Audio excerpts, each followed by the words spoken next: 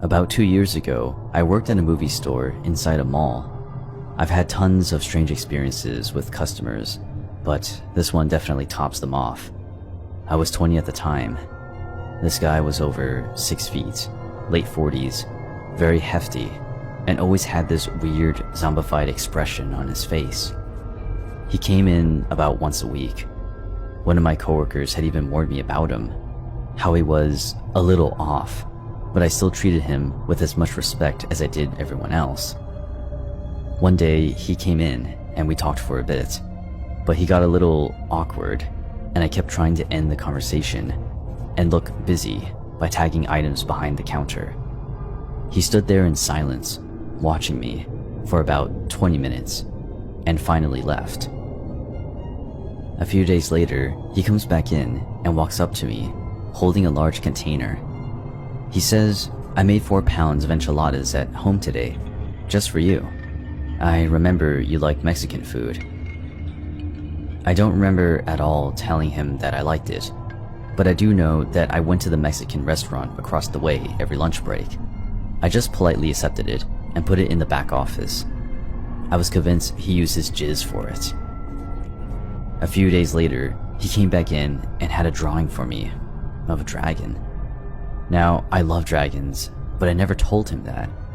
This drawing looked like it took hours to make, and at this point I was a little freaked out.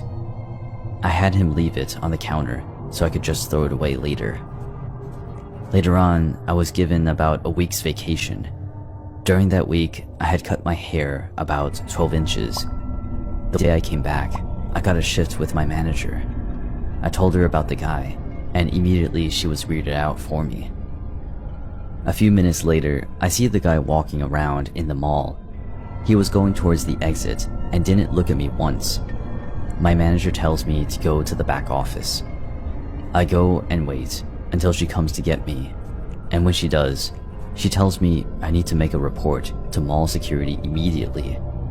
Apparently, when I ran back there, he turned around to come in and walked all throughout the store. When she asked him if he needed help with something, he said, "I can't believe she cut her hair," and briskly walked out. I went to the mall security office to make a report, and we went through all these videos from the cameras of when the guy came to visit me. But there was one video that really stood out. It still sends chills throughout my body, just thinking about it. The video shows him pulling into the parking lot of the mall, and about 3 minutes later, I arrive. This was really early in the morning, and no customers were here yet, but the cars were in the lot. I didn't notice him at all. It shows me walking towards the entrance, and him following me. Right as I open the entrance door, the man starts sprinting towards me. I walked inside just in time. It shows him stop and just stand in front of the door, watching me through the glass, walk a little further away. He begins walking normally inside the mall. I never noticed him behind me. It was like watching the last footage before a kidnapping murder on Dateline or something. The video gave me the security every reason to ban him from the mall, and they did. They later told me when they gave him a background check, he had 4 counts of having child pornography on his person and was on probation.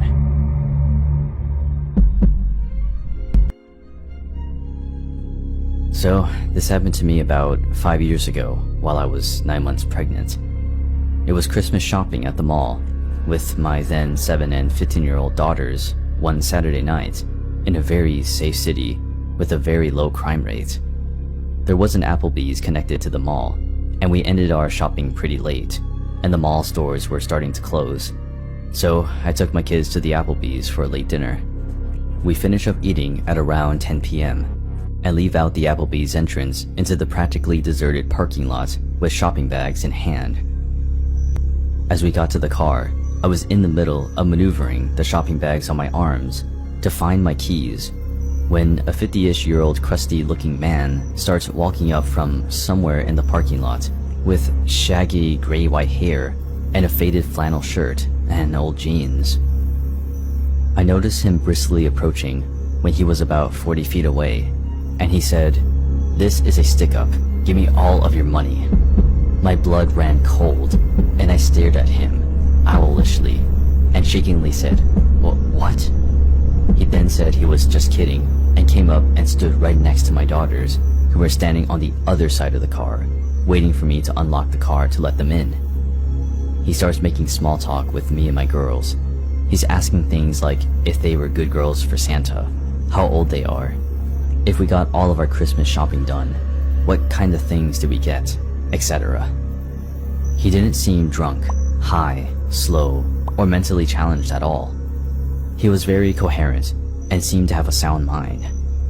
Mind you, I was a heavily pregnant woman, alone with my 2 daughters in a mostly deserted parking lot at 10 o'clock at night, who was being approached by a stranger who came and stood right next to my kids on the other side of the car, just shooting the breeze, talking to me and my kids with his hands in his pockets and occasionally looking over his shoulder. I didn't want to aggravate him, so I was politely conversing with him and trying to look calm and nonchalant while trying to disguise my frantic hands digging inside my giant purse for my car keys. This exchange went on for a couple of minutes while he periodically kept looking over his shoulder. I was silently panicking and trying to politely keep the situation from escalating by calmly and nonchalantly talking to him, while also trying in vain to find my damn car keys to get us out of there. I felt that at any moment he was gonna pull a knife or a gun or rob me, and my kids were right next to him, away from their mother on the other side of the car. While still desperately digging for my keys, I tried to politely give him hints that the conversation was over. My polite attempts to get this guy to leave wasn't working, because he kept sidestepping my attempts and asking them what their favorite school subjects are and how nice young ladies they were. Then I suddenly felt this sinking feeling of dread when I realized that I may have lost my keys in the mall and that we were stuck outside with this strange man who kept looking over his shoulders and was showing no signs of walking away. And I was thinking that he was waiting for the perfect moment to pounce. Then, he all of a sudden was all like, "Okay, it was nice talking with you. See you later," and walked off in the same direction as to which he came. It wasn't until then I found my car keys and unlocked the car and told my kids to get in fast, and I got in too and locked the doors and started the car and drove the hell out of there. My 15-year-old lightheartedly and jokingly said, "Okay, that was weird," and laughed. I was overwhelmed with relief, and then I was confused over what just happened. But being that nothing bad happened, I brushed it off and joked about it too. When we got home, my husband greeted us and asked us how shopping went, and I said it went well. And my 15-year-old told him what had happened in the parking lot and how weird it was, and was kind of joking about it. I started joking about it too, saying how I was mentally having a panic attack while trying to look calm, and I started making fun of myself by telling my husband how I was attempting to inconspicuously rummage through my purse to find my car keys. My husband went completely white, and I acknowledged his horrified look of alarm, and I assured him that, albeit creepy, the guy was just talking and eventually left on his own. Now, my father-in-law is a retired sheriff's deputy, and my husband went through police academy training after graduating high school.